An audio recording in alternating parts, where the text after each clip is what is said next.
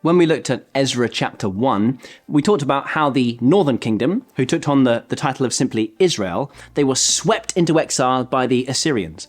The land was resettled by people who had been dragged out of their own cultures and contexts and were shoved into that northern territory of Israel. The king of Assyria said that a priest from Israel should go back to teach the people there what the God of this land requires. The problem with that arrangement was that the people of Israel had never been worshipping the God of Israel properly. And so even the priest who came back to teach would have taught a complete hodgepodge of truth and error. It was a catastrophe of compromise.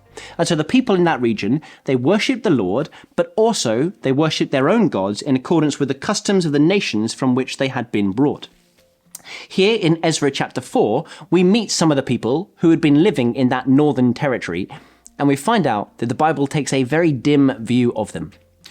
When the enemies of Judah and Benjamin heard that the exiles were building a temple for the Lord, the God of Israel, they came to Zerubbabel and the heads of the families and said, "Let us help you build, because, like you, we seek your God and have been sacrificing to him since the time of Esarhaddon, king of Assyria, who brought us here."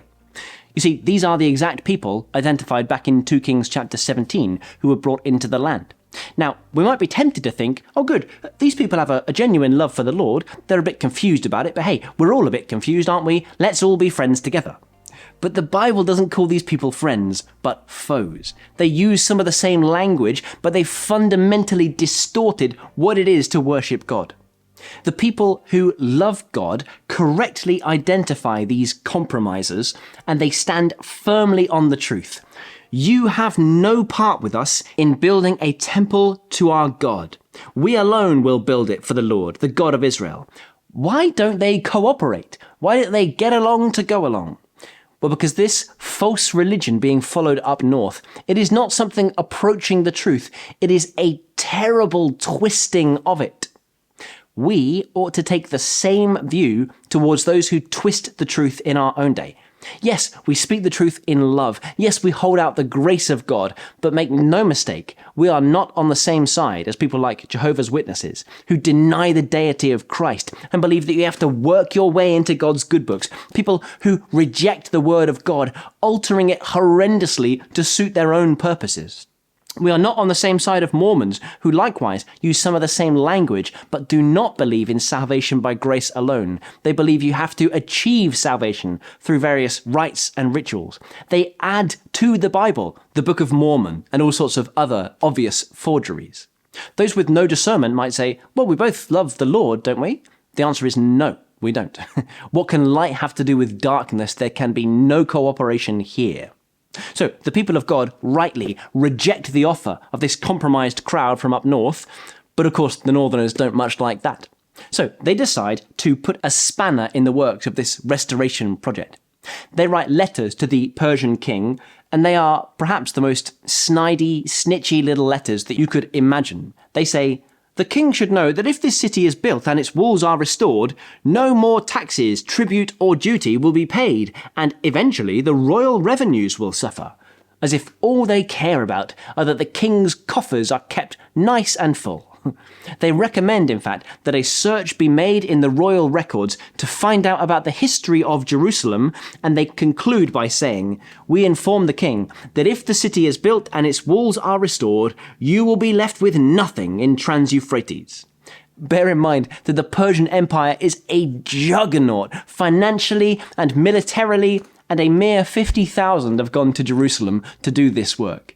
There is no threat here. But nevertheless, the letter produces the desired effect. The king responds by issuing a decree that the work on the temple must cease immediately. Something like 15 years goes by until the work on the temple will continue.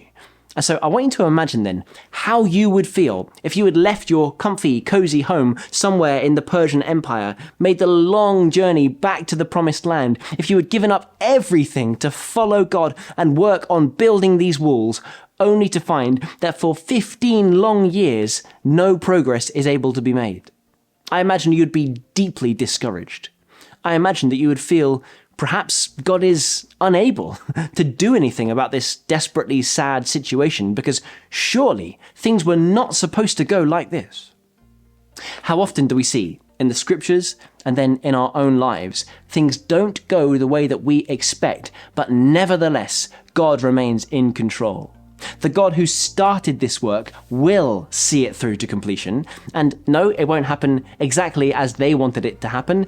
And it certainly won't happen smoothly or without any opposition, but it will happen.